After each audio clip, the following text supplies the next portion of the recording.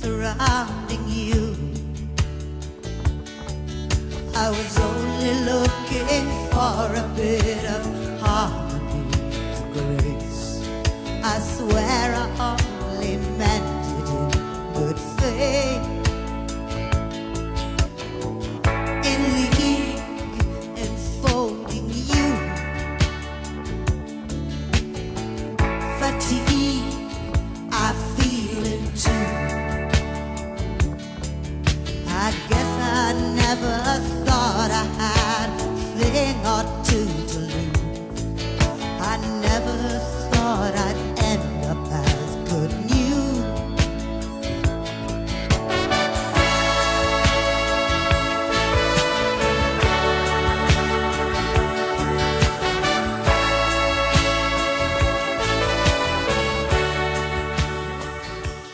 Well, good day everyone, it's Warren here from NQ Explorers with the 10th anniversary special. It's been 10 years since I've been to this site behind me. This is the ruins of the Bryn Hifred mansion in southeast Queensland, which was built in the 1880s and was demolished in the 1930s. I'll put a link in the cards above to the original video I did 10 years ago. It's almost 11 years actually, but we'll call it 10 years. Back in 2012 when I climbed this hill for the first time to see what was left of the old place. There's been some development since then. I'll tell you about that on the way up the hill, and we'll see what relics we can find around the old place. Now, it's been heavily disturbed. It was bulldozed in the 1970s and completely obliterated, and it's been very heavily metal detected, as you can imagine, because it's public land. But we'll go up and have a walk around. I've got Garrett Apex with me. We'll have a scratch around so we can find a couple of targets and look at the history of this beautiful old site.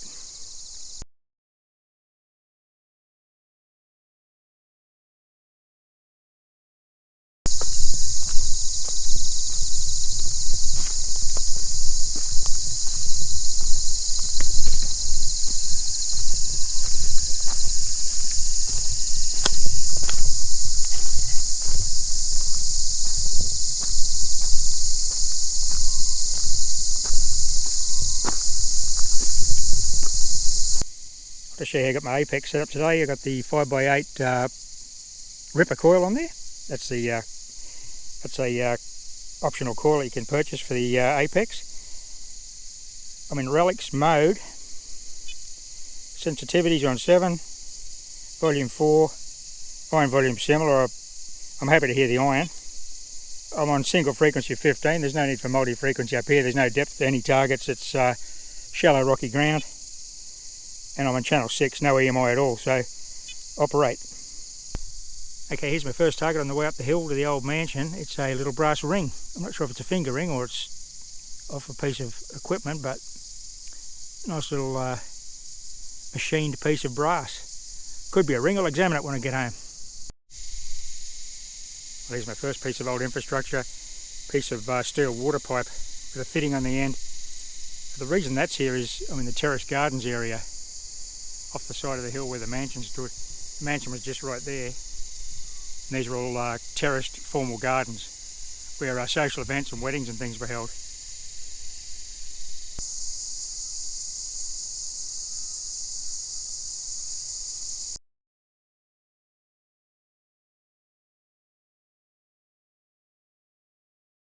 Well, if you followed that link in the cards to my 10-year-old video, I detailed a lot of the history of this mansion in that video, but I'll just give it to you in a nutshell now in case you haven't watched the other video. Bryn Hifred mansion stood behind me here from the mid-1880s till the 1930s. It was a 3-storey building. It had over 40 rooms. It had a hydraulic water operated lift or elevator. On the ground floor were the servants' quarters. In the first floor were library, reading room and a ballroom, and on the top floor was the family living quarters. Now, this building was built by Mr. Lewis Thomas MLC, a Welsh immigrant, came to Australia in the 1860s, the Victorian gold rush, didn't do too well on the gold, moved to Queensland here west of Brisbane on the Ipswich coal measures, and he bought 2 coal mines. That was in the early 1870s. Then there was the massive railway boom of the 1870s, and in Queensland, and as in all the states of Australia at the time, or the colonies, the government owned the railways, so he got a very lucrative government coal contract to supply the railways. And the first railway in Queensland was built from here, Ipswich, to Grantchester. Now he became very wealthy and became known as the Coal King of Ipswich, built the mansion, assisted a lot of Welsh immigration of miners to Queensland to work in the mines and settle in this area. And to this day, there's a lot of descendants of the Welsh immigrants, of course, and all the streets in this area have Welsh names. So what happened to the mansion? Well, Lewis Thomas had one daughter, Mary. She was married here in 1901, right where I'm sitting pretty much, on the steps of the mansion, which used to exist behind me. There was a big marble staircase to the front door, big formal entrance. Very imposing building. Lewis Thomas died in the early 1900s. Mary died in around 1922, I believe, their daughter, and Lewis Thomas's wife died in the late 1920s, early 1930s. So what happened was the estate was purchased by Rylands Collieries, and they mined it for the coal, the very rich coal seams, which are shallow under the ground here. I think it's the Aberdare seams, but I could be wrong. Really rich coal. At some point that coal seam caught fire and was abandoned. Of course, mining the coal seam caused this massive mansion behind me to subside and crack, and was uninhabitable. It stood in ruins for a long time and was a bit of a tourist attraction in the 40s and 50s, just here in the bush in ruins. Became quite dangerous, so what happened was the government bulldozed it in the late 70s, and there's virtually nothing left. It's heavily disturbed, the main mansion site. There are only 3 remaining pieces of infrastructure that I know of.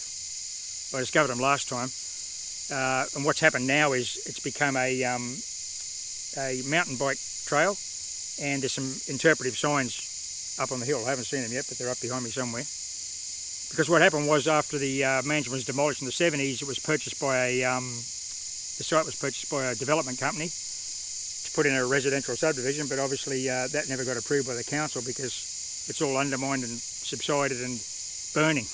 Not a real good place to build a house or a school. So in the early 2000s, I believe, Ipswich City Council purchased the site for $1. Basically a donation from the development company to the people of Ipswich. And then they put in the mountain bike tracks and a couple of walks and interpretive signs. So it's public land. It's amazing how in 70 years the place has grown up, because this here, in the aerial photographs, I've got an aerial photograph from the 1920s which I'll put on the video. These terrace gardens were very formal gardens with tracks and paths and edging, and look at it now, it's just unkempt bushland. We've got some rampant lantana and guinea grass. It's pretty wild in here now. Obviously it's been metal detected to death. I'm not in much hope of finding a great deal of stuff, and I'm not really here to do that. I just love this. The history of this site is what drew me here in the first place 10 years ago.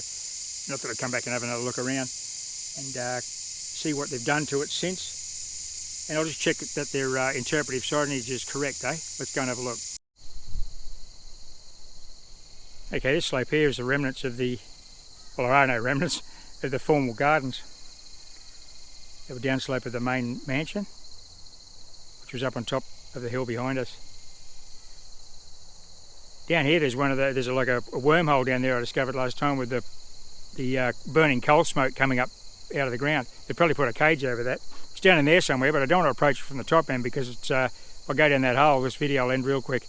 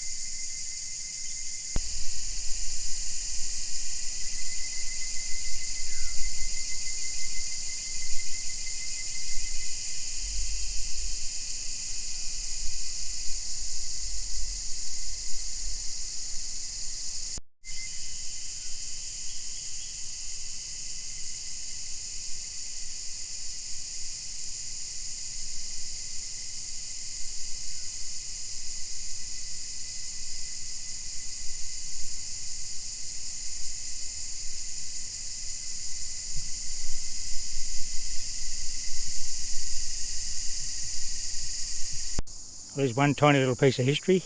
Nothing exciting, it's the lead top off a roofing nail, but probably off one of the outbuildings. I'm just down the slope from the main Bryn Hifford mansion footings area, which has been heavily bulldozed and disturbed and turned over. It's quite a mess up there actually. Down the side here in the formal gardens, we're on the natural ground. Okay, here's some remnant infrastructure from Bryn Hifford.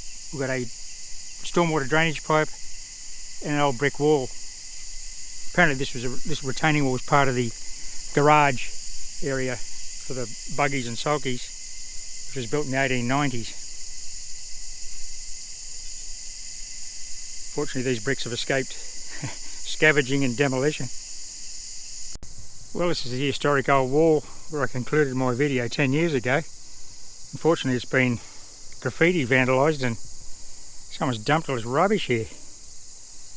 Amazes me how you got a public space set aside for the public and this happened. You'd think the council would come and clean this up, wouldn't you? I know it's not their responsibility, but in the end it is, I suppose. Just be nice if people didn't do it in the first place. Anyway, enough of that little rant. Let's have a look around the other side. There's an interpretive sign around there that's, I've just learnt something. This was the dairy, the back wall of the dairy, so let's go around and have a look at the other side. There's a little bit of concrete slab left.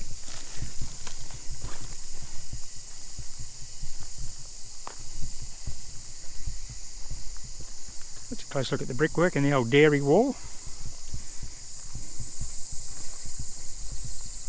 And as you can see here, it's been demolished. Graffiti vandalised. Bit of concrete slab left though. Funny how one wall remains. The rest of the building's gone.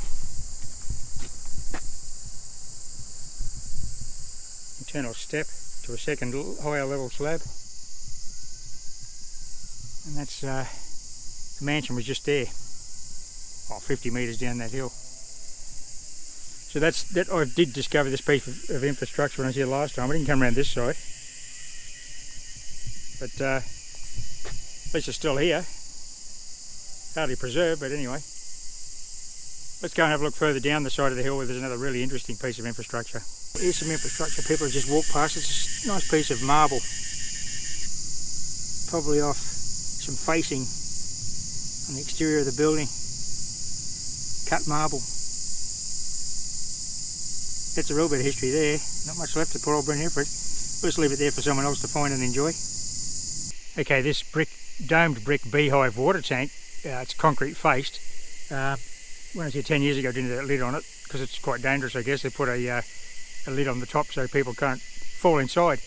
This was the water supply for Bryn Hifford. So down below us there was a spring in the valley there called the Coffin Holes, and the water was pumped up, I assume, with a steam pump. It could have been electric, but I would guess it was steam, to this water tank. You had to get pressure in the mansion. No doubt they would have had a header tank on the roof, and they would have pumped it up from this storage tank, so they had running water on all 3 floors of the old place. So this is a wonderful old bit of infrastructure that survived. Wasn't demolished. I guess there was no need to demolish it. It was well away from the main mansion area. And that's the second piece of old infrastructure I discovered last time I was here, and the third's just in front of us. This is the third piece of infrastructure, the brick steps to the lower garden area. Now, I only discovered these by accident. Last time I was here, they were heavily overgrown. There was no signage or tracks. I just stumbled across these in the bush. So 10 years ago, this was very difficult to find. See that trees interfere with the steps. They're getting lifted up there, but lovely old brickwork. A lot of bricks here. So there were buildings down behind me, and the mansion was right there on top of the hill.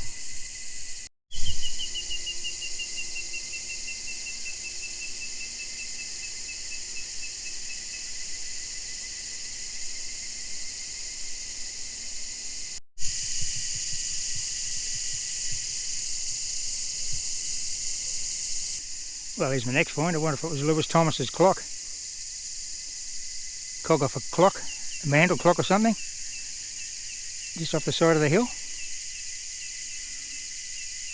Wow. It's not much, but it's something. I'm just going to leave it there. It was almost a surface find. Well, this is interesting. It's some hand-fashioned gondola made of lead. Obviously someone's moulded that and curled the ends around for some purpose. I don't think there's any writing or inscription. Looks handmade, obviously. Someone's been mucking around. Maybe that explains that other piece of lead we had about a metre away. Small repeatable target here. I don't know if it's a button or a washer. I just flipped it out.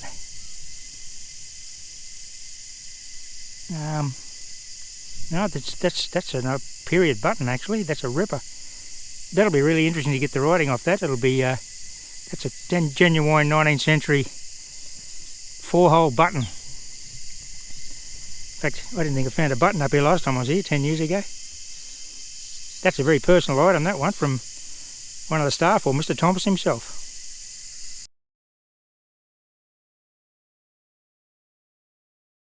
The next piece is a slotted and drilled brass piece. Could be of anything. Looks familiar though. I don't know what that's. Got two little lugs on the ends. I think I've found these things before. I don't know what it is, but anyway, it's a good repeatable target. Really deep dig this one. I'm about 8 inches down, which is pretty impressive for the little ripper coil. And look at this beautiful big brass horse buckle. Obviously this was the time when the horse and cart and the sulky and dray. Big solid brass buckle. Tongue's gone, usually there's steel, but yep, that's a ripper.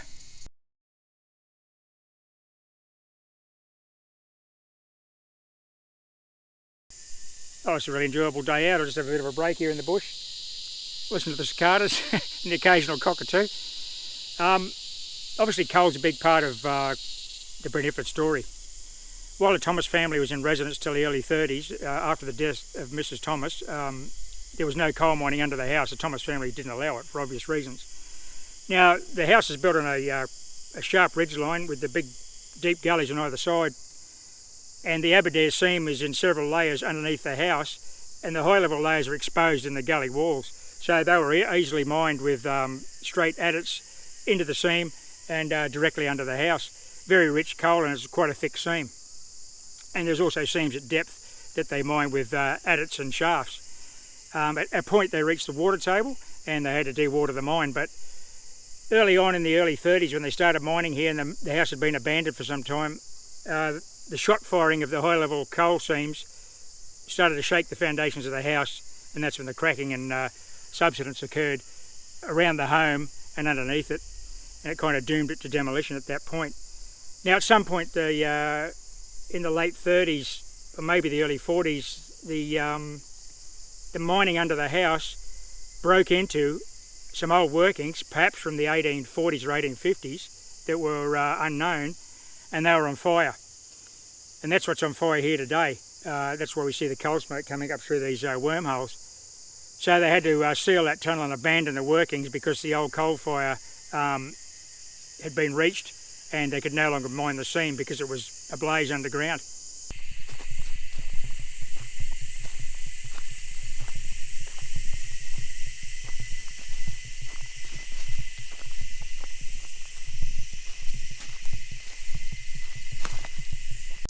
Well, this is what built this mansion and ultimately destroyed it. The Aberdare coal seam. You can see here in this gully, alluvial layers. There's the coal.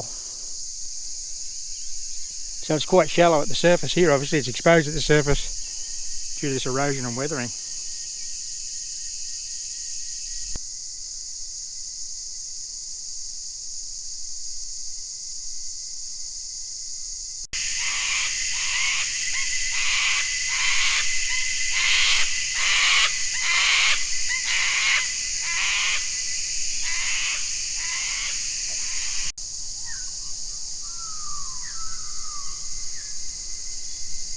Okay, here's one of the shafts from the old colliery down below Brentford in the gully. This would date from probably the 30s and 40s when the area was developed for the coal seams after the mansion was abandoned. Looks like that was a cage shaft or something. It's very rectangular, hacked into the sandstone there.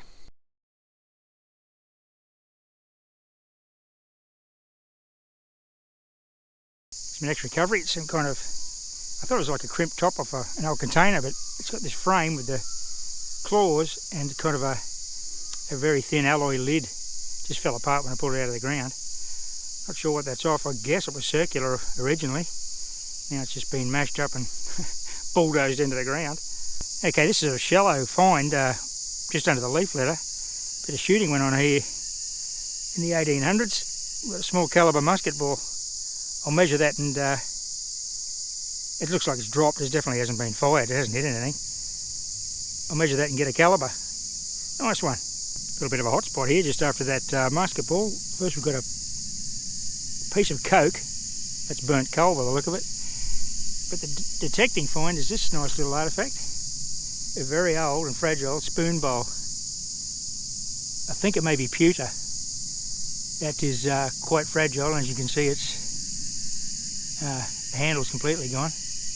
I'll give it a very gentle clean back home and see if I can get any markings off it. That wouldn't normally be in the bowl, I guess, but yeah, just check the spot and see if the handle's still here.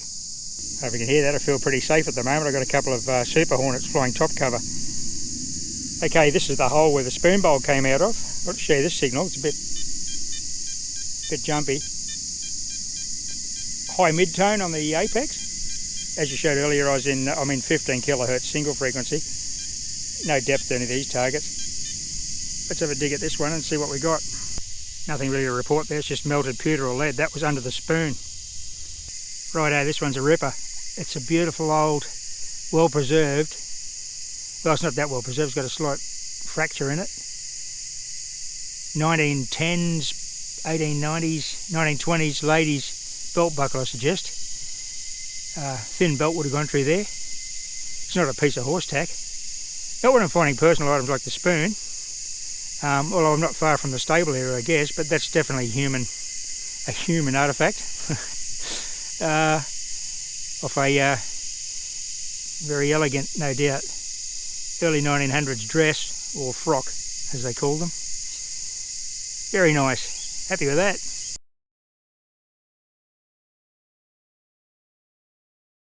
Well, it's warming up in here now. We've got a bit of humidity going on. It's only about 9 o'clock in the morning, so I came out early because it's going to be 35 today. This area here, I believe, was like the vegetable garden area off to one side of the home. There are some flats lower down, but it's too risky down there with the old mine shaft. Most of them are fenced, but some will not be. There could be sinkholes that are undiscovered in the long grass, so I'm not going down there. Anyway, I've awarded myself find of the day so far for the next find because it's something I can date. Let's have a look at it. And here it is. It's an absolute ripper. Pewter spoon. Handle. That brake mark could even match that bowl I found 20 minutes ago. But the beauty of this is I'll be able to carefully clean it and get a hallmark, and there should be a date letter. That's an absolute ripper. That's the first dateable find, potentially dateable find, I've recovered up here from the dinner tables of Mr. Lewis Thomas and Bryn Hefrid, or one of the outbuildings. You'll never know.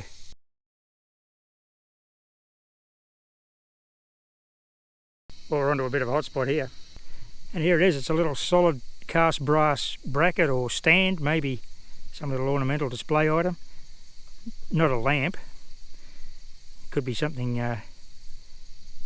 tableware related though. I'm not really sure, and I'll probably never know. That was a good solid 75 on the apex. Next find I've just displayed on this rock here is this pocket watch part. That was a good solid repeatable, as you can imagine. That may have maker's name somewhere revealed. I would say that's a lady's pocket watch. It's quite small. Very delicate little item. Not like your normal full-size fob pocket watch. Anyway, that's a great find. Ripper.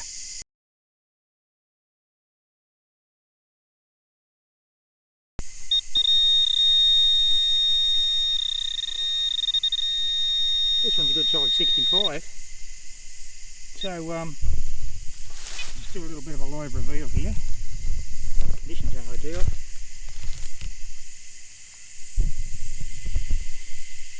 Of course, with the long grass, it's a bit hard to set up.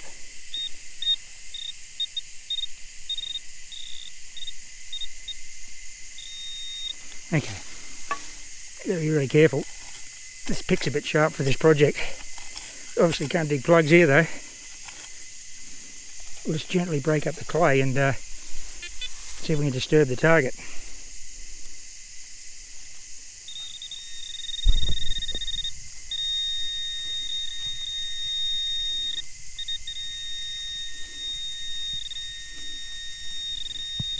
We're right on it now.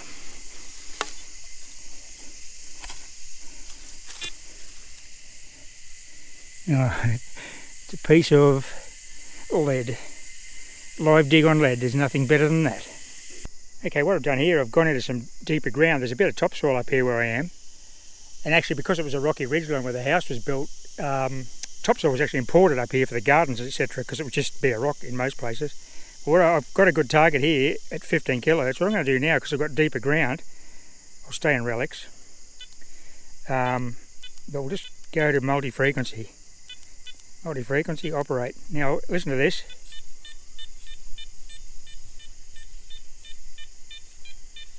That's a pretty good high tone signal.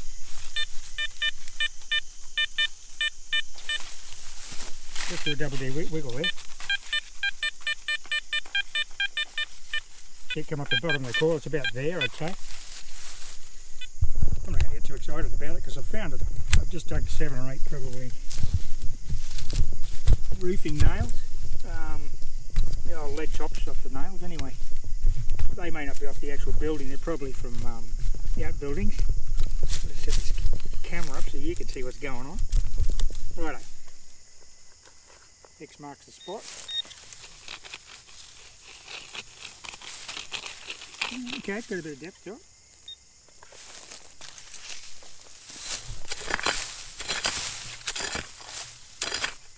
You see, this is down the side of the hill. Good old coke, burnt coal there.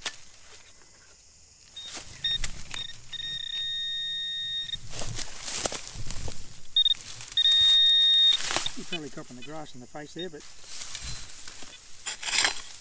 yeah, this is all loose, it's been pushed over as you can see.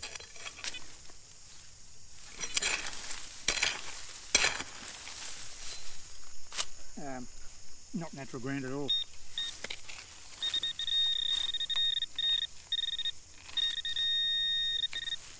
Whatever it was, I moved it in the hand.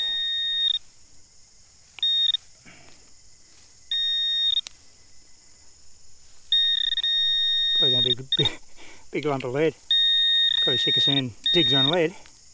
This is tiny, whatever it is. Okay, what is it? Okay, I don't think that's going to be the target. There's a lot of iron in the ground here, obviously. Okay. We've got a 77 still up here in the molecule. That dig went south pretty quick, didn't it? Nice. It's jumping to a real high tone on apex there. It's got apex got a 5-tone spread. And what do we got? Here it is. Okay, little brass doohickey, beautiful little moulding. Not sure what that's off, but mouldy hit that at a good depth in this soil, which has got a lot of iron trash, so it's good target separation to pick that out of there. You could hear it was a nice high tone. I've got no idea what that is, but no great treasure. Good enough though. Okay, this hole we've got a bit of crockery and glass buried. It's quite an elaborate little shape, but I don't know what it is. I'm just going to leave that in the ground and it can stay here. This was the target. A brass ring. That's very solid. Don't know what that is either. The fines are starting to pick up in this area though. They're not just roofing nails. We're getting some of this sort of stuff. Okay, this next piece goes with an earlier find. I still don't know what it is. Matches that same. I found this little moulding an hour ago probably. There's some more of it. I think, looking at it again, it may be lead. It's pretty heavy. I couldn't imagine what that is. I'd like to know what it is though, but that's the third part I've got of it. 1, 2 and 1 broken off further down the hill. Next target was a 70 and it's this doohickey. It's a ring. It's had something hanging off it. Well, that might be, maybe it goes that way, like a nurse's safety pin and some sort of ring there for hanging a watch or something, I'm not sure. So this slope in front of us is just bulldozed detritus from the top of the hill. It was dynamited in the 30s by Rylands Collieries, and then in the 70s and 80s the property development company bulldozed and cleared large areas and dug those geotechnical pits, and it's just been turned over and over. This is just full of rubble and broken glass, and there's some modern rubbish in it too, but none of this is natural ground. On the slope off the side of the ridge line. Listen, next find looks pretty awesome. I'm not sure what it is. I might have to clean it up when I get out of the bush here to actually identify it, but it could be jewellery, or it might not be. I'm not really sure. Let's have a look at it. Here it is. I thought at first it was just a piece of machinery. See, it's got a screw thread on the back of it, but it appears to have this stone in the centre. Unless it's glass, but it appears to have a bit of blue colour to it, doesn't it? Precious opal, no doubt. I'm not sure what that is. It's got a screw thread, copper or brass surround. I'll give it a good clean and find out what this is. It could just be melted glass in the centre. Yeah, it doesn't. I mean, I don't think any jewellery would look like that, would it? I don't know. Looks like a stone in it, but maybe not be. Anyway, we'll clean it up and take some still pics, see if we can identify this later.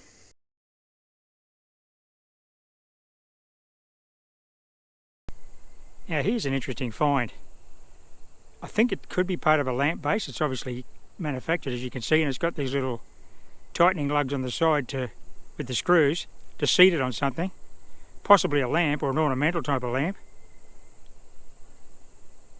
I'll study that once I clean it and see if there's any maker's information. Normally all this 19th century stuff does have patent or maker's information, so we may get something off that yet.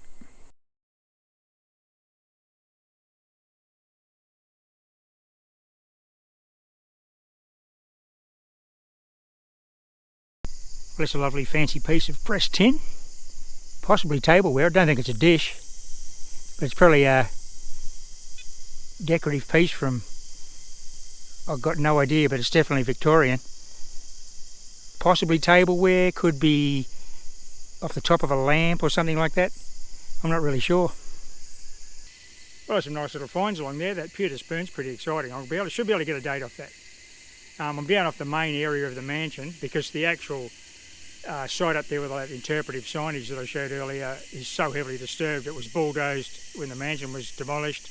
Then it was disturbed again by Rylands Collieries in the 30s, the late 30s into the 40s. And then in the 70s and 80s, the property development company moved in, did some test pits and geotechnical work to see if it was suitable for residential subdivision. It clearly wasn't.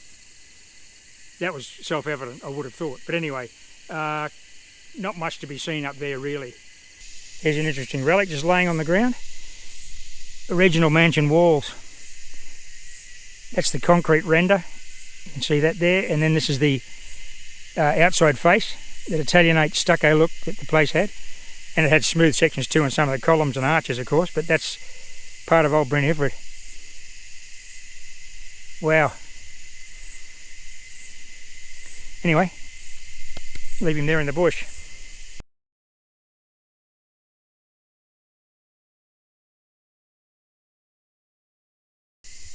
It's been a good day out here. I hope you've enjoyed coming up here with me and seeing a bit of the history of the old Bryn Hifford mansion. Personally, I think in the end it wasn't the coal mining and it wasn't the lack of heirs to the Thomas family that saw the end of Bryn Hifford. It was the Great Depression, because when Lewis Thomas's wife Anne died in the 30s, she was at 96 I think, it was a Great Depression. Australia was in the grips of that terrible event that put everyone out of work and no one had any money. So what you had here was this massive mansion and huge grounds and huge upkeep required for sale. Let alone the purchase price. The upkeep would have been enormous on such an estate. And there were no offers to purchase it because it was the Great Depression. No one was thinking about heritage buildings and preserving heritage buildings for the future. They were just flat out surviving really, particularly in this area when it was a working class coal mining area hit very hard by the Great Depression. So was the whole country and the whole world for that matter. But anyway, I think the Great Depression really spelt the end for Bryn Hifford, and that spells the end for this video. I hope you enjoyed the little walk in the bush and the few finds we made. Thanks for watching, and happy fossicking. Bye for now.